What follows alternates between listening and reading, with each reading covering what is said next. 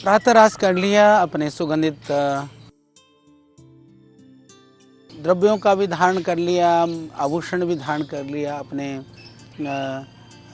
मुख वास भी आपने ले लिया, फिर आप जूते चप्पल पहन करके, जूता और चप्पल के लिए भी आयुर्वेद में उसकी बड़ी प्रशंसा की गई है। चरक में ऋषि कहते हैं कि बल्यम पराक्रम सुखम वृष्यम पादत्र धारणम, यानी कि जो पादत्र है, जो जूते चप्पल हैं, उससे क्या करता है कि वह बल्ले को देने वाला है, पराक्रम को देने वाला है, आयु को देने वाला है। यानी इतनी प्रशंसा की गई है कि सर्दी गर्मी से रक्षा के अलावा बोला हमको पैरों में आराम मिलता है, कांटों से। प्राचीन काल में तो जो जंतु जानवर जंगल में होते थे उन सब से भी वो रक्षा करता था, रोगाणुओं से भी बचाता है। इतना ही नहीं कि जो चप्पल या जूते का धारण है वो फैशन के लिए नहीं था, यानी मुख्य काम था पैरों को आराम मिले, पैरों की रक्षा हो।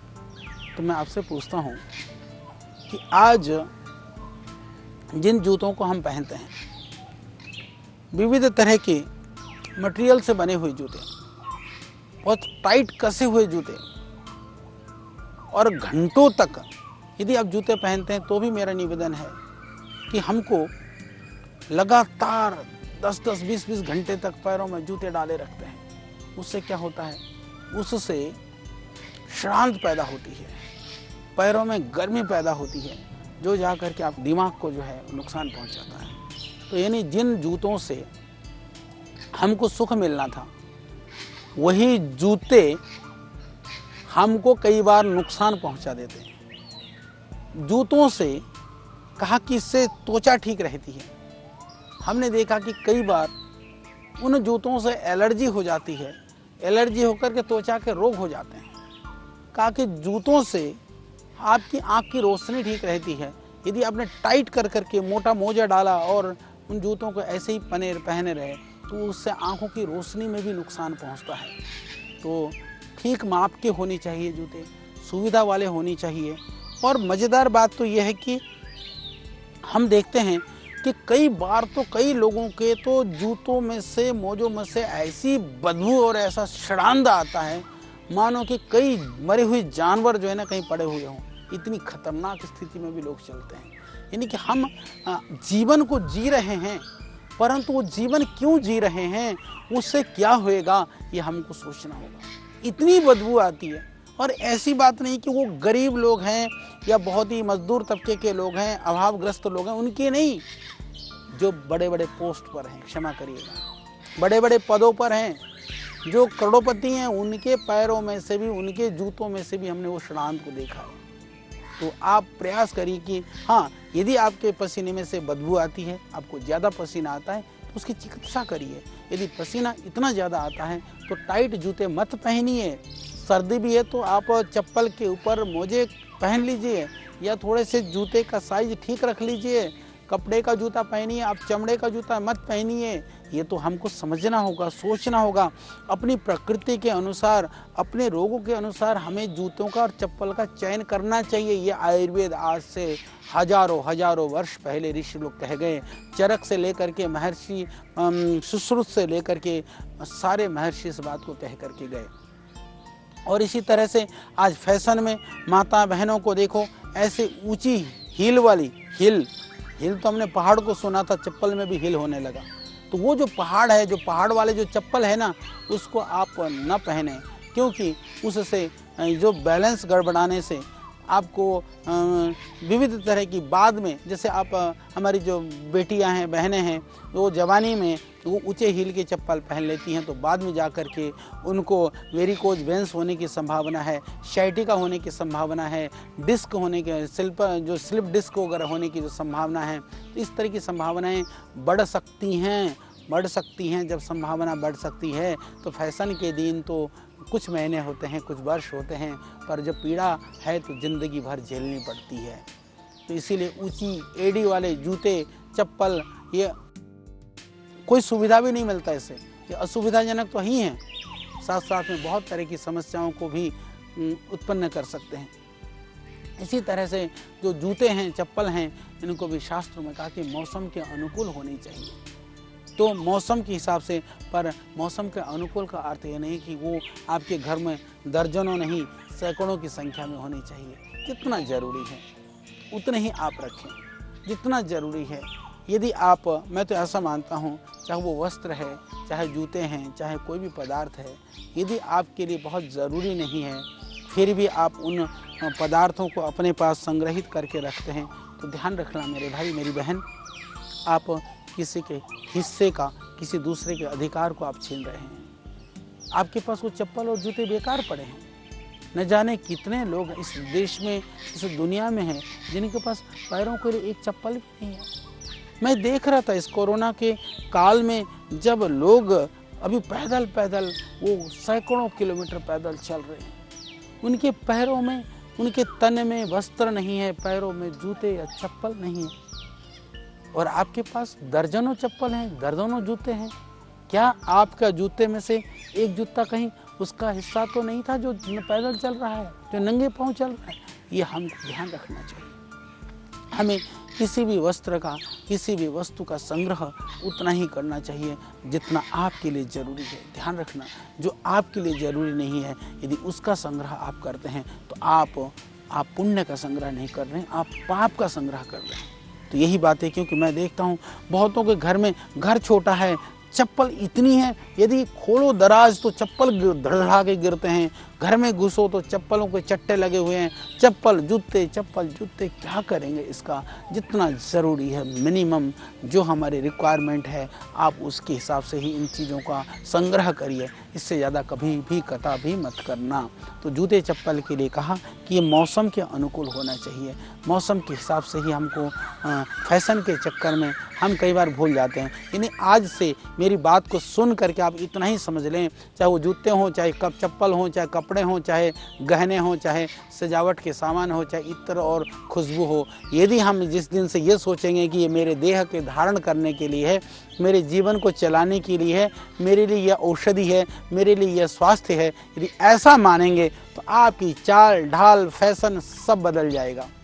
और इससे ऐसा नहीं कि दूसरे की दृष्टि में आप कहीं बेढंगे लगोगे, आप और सुंदर दिखोगे, आप और सुंदर लगोगे। तो इन सब चीज़ों को सिर्फ फैशन के फेर में नहीं, अपितु जीवन धारण करने के उद्देश्य से हम इनको जीवन में स्वास्थ्य की दृष्टि से ही हम इनका धारण करें, इनका प्रयोग करें, तो मानसिकता बदल जाएगी। तो चीज़ें तो थोड़ी सी बदलेंगी, पर आनंद बहुत ज़्यादा आएगा। तो उस आनंद के लिए आप जूते चप्पल का धारण करते हैं तो पैरों में बल मिले, व्यक्ति अपना आराम से चल सके। लोग कहते हैं, कई बार हम लोग अपने साइंटिस्टों को, अपने हमारे जो विद्यार्थी हैं विश्वविद्यालय में हैं, कभी हम कहते हैं चलो आज हम आपको जड़ी बूटियों का ज्ञान के लिए पहाड़ के लिए लेके जाते हैं। हम ले जाते हैं, ले जाते कहते हैं गुरुजी हमको तो पता ही नहीं था, आप हमको पैदल चलाएंगे, हमने तो ऐसे जूते ही नहीं पहने, हमने तो ऐसे चप्पल ही नहीं पहने। भाई मेरा तो एक ही यही है, जो चप्पल है हम तो पहाड़ में ले जाओ, जंगल में ले जाओ, मैदान में ले जाओ,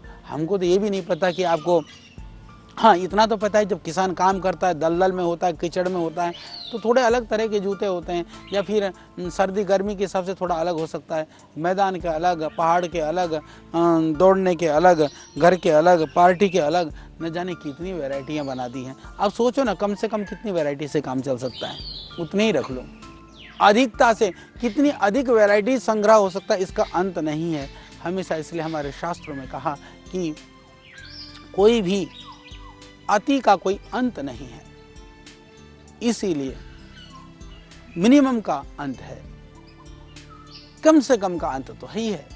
इसलिए हम अधिकता के चक्कर में ना पड़ करके हम ये ध्यान रखें कि कम से कम वस्त्र, कम से कम जूते, और यह शरीर के धारण करने के लिए हैं, ये शरीर को बनाने के लिए हैं, रोगों से मुक्ति के लिए है।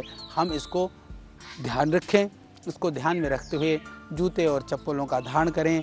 ध्यान रहे, यदि आपके घर में जो फालतू जूते चप्पलों का जो ढेर है ना, वो प्लीज़ किसी को दान कर दीजिए, किसी ज़रूरतमंद को आप दे दीजिए। वो घर में उसको चट्टा लगाने का कोई लाभ नहीं है। जितना कम से कम ज़रूरी है उतने का ही प्रयोग कर लो, क्योंकि हमको लगता है कि दूसरा दिखेगा तो दूसरा हमारी प्रशंसा करेगा। दूसरा प्रशंसा करे या न करे, रोगना आप होंगे, बीमार आप पड़ेंगे, स्वस्थ आप रहेंगे, तो उसका प्रभाव और उसका सुख दुख वो आपको ही भुगतना होगा। अब दूसरों के लिए ना सही, अपने लिए तो आप सोचेंगे ना, तो आज से इसको ज़रूर सोचना। जितने भी मेरे यंगस्टर्स हैं, हमारे जो युवक और युवतियाँ, जो जवान लड़के लड़कियाँ जो आप इस कार्यक्रम को देख रहे होंगे, तो आपको समझ में आ रहा होगा कि कितने फालतू कपड़े, कितने फालतू जूते, कितने फालतू चप्पलें, ये तुम्हारे लिए सुख का कारण नहीं, तुम्हारे लिए दुख के कारण है। कितना समय खराब करते हो आप इसमें, उसको चयन करने में, छांटने में, ढूंढने में। ये पहन लिया, ये तो ठीक नहीं लग रहा, इसको उतार दो, चलो अब ये डाल लो, अरे ठीक लग रहा, ये भी नहीं लग रहा। फिर कुछ कपड़ा पहन लिया, अरे मैं ठीक लग रहा हूँ, मैं ठीक लग रही हूँ। और इतना ही नहीं, आजकल तो क्योंकि हमारे पास सोशल मीडिया और इतना एडवांस ही सारी टेक्नोलॉजी आगे बढ़ गई है, तो हम उसमें से भी दिखा रहे हैं, देखना भाई मैं कैसा लग रहा हूँ, कैसे लग रही हूँ। मैं एक बात निवेदन करना चाहता हूँ कि आप अपने को सुंदर लगने के लिए वस्त्रों का धारण करिए, अपने को सुंदर लगने के लिए जूतों का धारण करिए, तो दूसरों को सुंदर जरूर लगोगे। दूसरे को सुंदर लगने के लिए यदि वस्त्र और जूतों का धारण करोगे, दूसरों के सुंदर लगने के फेर में, जैसे हमने कहा ना कि आप चले थे हंस बनने के लिए, कहीं कौवा बन करके न रह जाएं, ये ध्यान रखना। ये बात थोड़ी सी कड़वी है, क्योंकि हमने देखा है लोग हंस बनने की फेर में इतना केमिकल, इतना विविध तरह के महंगे महंगे खर्चीले, अच्छे कितना फैशन, कितना मेकअप खतरनाक रूप से करते हैं। बाद में स्किन खराब हो जाती है, स्किन ड्राई हो जाती है और फिर बंदर बन के रह जाते हैं। चले थे तुम सुंदर बनने के लिए, चले थे मेनका और उर्वशी बनने के लिए, और बन जाती है बंदरिया, तो क्षमा करिएगा, बहुत खतरनाक हो जाता है। तो इसलिए आपको ध्यान रखना है, हमको उर्वशी भी नहीं बनना, हमको स्वर्ग की अप्सराएं भी नहीं बननी, स्वर्ग के देवताएं भी नहीं बनने, और हमको यहाँ पर जो इस धराधाम पर जो बने हुए जो मनुष्य से इतर जो योनियाँ है ना, प्राणी भी नहीं बनना। हमको सिर्फ मनुष्य बनना है, मनुष्य बन करके ही हम ठीक से रहें, इतना ही हमारे लिए ज़रूरी है। तो मैं बात कर रहा था जूते चप्पल की, इसी कड़ी में मैं बताना चाहता हूँ। उसके बाद फिर आता है हमारे शरीर की सुंदरता के लिए, जैसे दाढ़ी, मूछ, सर के बाल, नाखून, तो ये चीज़ें। क्योंकि अब नाखून की बात करूँ तो नाखून कहते हैं मुझे, वो कई लोगों के वो लंबे लंबे नाखून याद आने लगते हैं, वो खतरनाक नाखून। मैंने तो ऐसे, मैं कई लोगों को जानता हूँ, हमारे ऑफिस में भी, हमारे स्टाफ में भी हैं। वो मेरी बहनें कुछ ऐसी हैं, वो आती हैं तो जैसे ना उनका यहाँ खरोंच अपने नाखूनों से ही अपने छिलती रहती हैं। क्यों? वो गलती से नाखून लग जाता है, छिल जाता है। यानी कि तुम्हारे नाखून तुम्हारे ही छीलने का काम कर रहे हैं, तुम्हारे दुश्मन हैं, फिर भी तुमको नाखून लंबे चाहिए। उससे क्या सुंदरता दिखती है? नाखून तो कटे हुए, साफ हाथ, सुंदर। आपके त्वचा की जो सुंदरता है, वो नेचुरल ग्लो है, वही तो सुंदरता होनी चाहिए। बाल भी हम देखते हैं कई लोगों के जो फैशन में आज आप देखोगे बहुत दुर्दशा है। इसकी हम कितनी भी चर्चा कर सकते हैं। जब मैं बोल रहा हूँ तो आपको दिख रहा होगा, हरे, पीले, काले, नीले, विविध तरह के रंगों के बाल वाले, रंग वाले, ऐसी शक्ल सूरत वाले बंदरों की तरह से घूमने वाले मैं तो देखता हूँ लड़कों में तो विशेष करके। और कटिंग भी आजकल इतने तरह की कटिंग्स बनाने लग गए लोग, न जाने असंख्य कटिंग है, और उनको किसी से संतुष्टि होती नहीं, किसी से पर हर तरह से असंतुष्टि है। ये कटिंग कर लिया तो भी असंतुष्टि, ये कलर लगा लिया तो भी असंतुष्टि। तो संतुष्टि कहाँ जा कर के होगी? संतुष्टि होगी बालों को ठीक से काट लीजिए। और विविध तरह के आजकल तो बालों को चिपकाने के लिए भी वो अलग अलग तरह के, जैसे आदमी जैसे होता है ना, वो जो सेही का कांटे, एक जानवर होता है जंगल में, इस तरह के वो बाल खड़े रहते हैं। या कभी कभी ऐसा लगता है कि जैसे जो सूखे पेड़ों के जो झाड़ नहीं होते, ऐसे झाड़ जैसे खड़े कर करके घूमते हैं। तो वहाँ कहाँ सुंदरता है? कहाँ? हमको तो दिखती नहीं वहाँ पर सुंदरता, पर हमने मान लिया है कि ऐसा करना ये फैशन है, ऐसा करना सुंदरता है। जब मानने की ही बात है तो संवार करके रहने को सुंदरता मान लो, नाखून काट करके रहने को सुंदरता मान लो, दाढ़ी मूछ साफ़ सुथरे ढंग से कटे हुए हों, यदि बड़े भी हों तो उसको थोड़ा सा सफाई कर करके रखने को सुंदरता मान लो। तो इससे बेहतर ये सच में ही ये सुंदरता है। कई बार बार क्या होता है कि वो सुंदरता होती नहीं है, हम मान लेते हैं। तो मानना ही है तो ये जानवर पने को सुंदरता हम क्यों माने, संवरना ही है तो संवर करके आप रहिए। तो ये सब नाखून वगैरह को आयुर्वेद में दृष्टि में देखें, शास्त्रों में देखें, ये इसको नाखून को अपवित्र माना गया, ये मलमूत्र का भाग माना गया, बालों को अपवित्र माना गया, मलमूत्र के पदार्थों को सूक्ष्म भाग माना गया है। तो इसलिए इनको बार बार समय पर काटना, समय पर साफ करना, समय पर ठीक करना जरूरी है, क्योंकि नहीं तो जो सूक्ष्म जीवाणु रोगाणु ये चिपकने के लिए जगह है, ये कहीं भी कुछ भी आकर के चिपक जाएगा, कहीं से भी कुछ भी आपको शरीर को नुकसान पहुंचाएगा, इसका ध्यान रख लीजिएगा। और जहां तक हो सके इनको छोटा रख लीजिए, इनको साफ़ सुथरा रख लीजिए, बस इतना ही मेरा निवेदन है।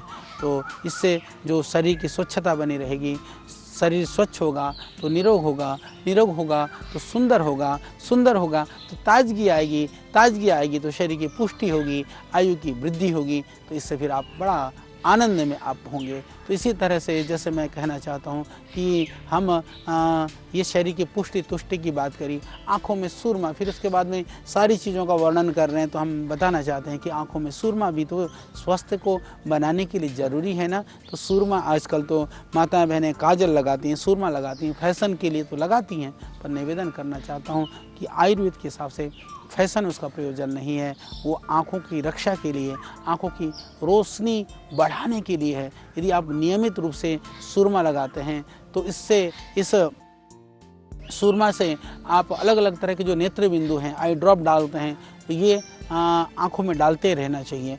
जैसे हमारे यहाँ हमने एक अभी सौम्य कर करके एक आई ड्रॉप बनाया, बहुत सुंदर है, क्योंकि तीक्ष्ण जो दृष्टि है बहुत अच्छी है पर वो लगती है। तो इस तरह से आँखों के लिए जो उचित औषधि है, आई ड्रॉप है, उसको डालना और उसके साथ में काजल लगाना, सूरमा लगाना, ये आयुर्वेद के अंतर्गत है, ये आयुर्वेद की औषधियों प्रयोग हैं ये।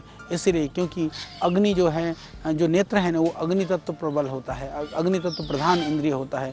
इसीलिए अग्नि का विरोधी होने के कारण से जो कफ दोष है इस पर ज़्यादा आक्रमण करता है। इसीलिए नेत्र को रोगों से बचाने के लिए, इसको स्वस्थ रखने के लिए, कफ दोष को दूर करने के लिए तो अंजन का प्रयोग जरूर करना चाहिए।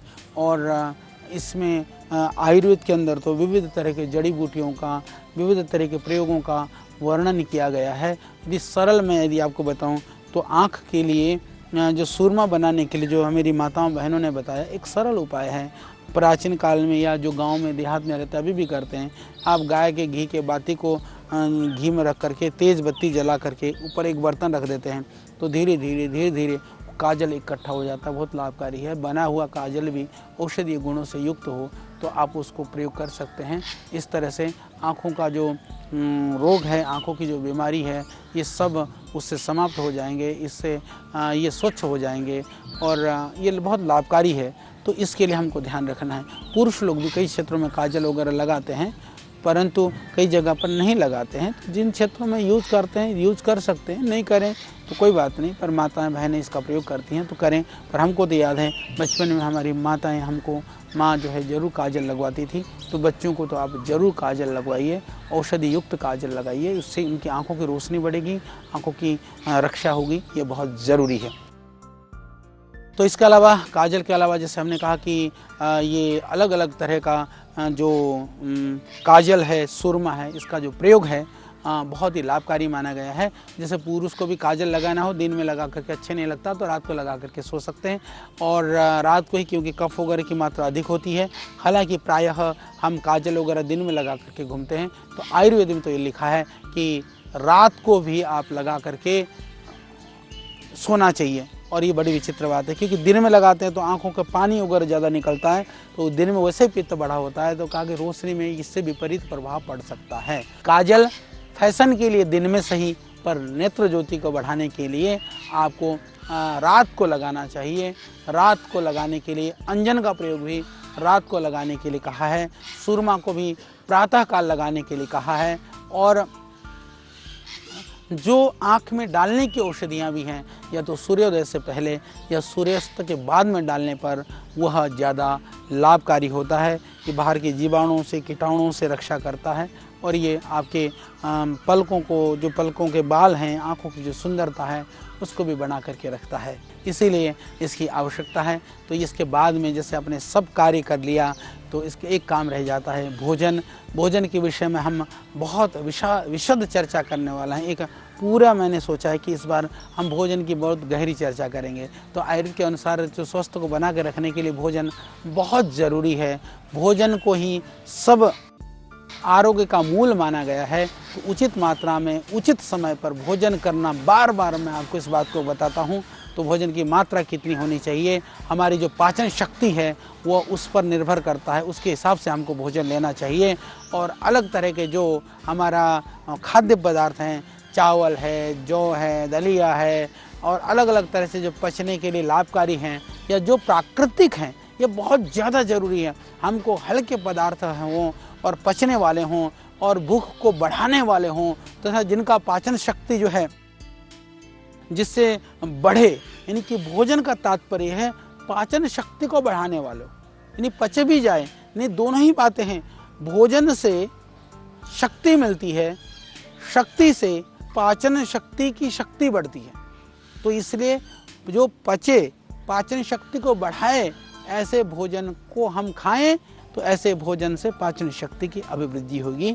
तो अति मात्रा में भोजन ना लें, ज़्यादा गरिष्ठ आहार न खाएं। जैसे हमने कहा कि आगे से कुछ हम बात करेंगे, चर्चा करेंगे। विरुद्ध आहार विपरीत पदार्थ है कि कई बार एक दूसरे के विरुद्ध हैं या कुछ शरीर के पचने में भारी होते हैं। इन सब को भी हम ध्यान रख करके भोजन का उचित मात्रा में हम प्रयोग करें। तो भोजन की भी हम चर्चा करेंगे। तो ये जो आपके लिए ज़रूरी था, जो दिनचर्या के अंतर्गत किन किन चीज़ों को हमको ध्यान रखना है, किन किन चीज़ों के लिए हमको सावधानियां रखनी है, ये मैंने आपको बताने का प्रयास किया है। इसी निरंतरता में हम आगे करेंगे कि हमारे जीवन के लिए और क्या ज़रूरी है। खाना भी खा लिया तो विचार का भोजन भी तो चाहिए ना, व्यवहार का भोजन भी चाहिए। तो आयुर्वेदोक्त जो व्यवहार है, जो विचार है, हम इसके बाद उसकी चर्चा करेंगे। तो तब तक आप मुझे दीजिए विदा। ओम नमस्ते, प्रणाम।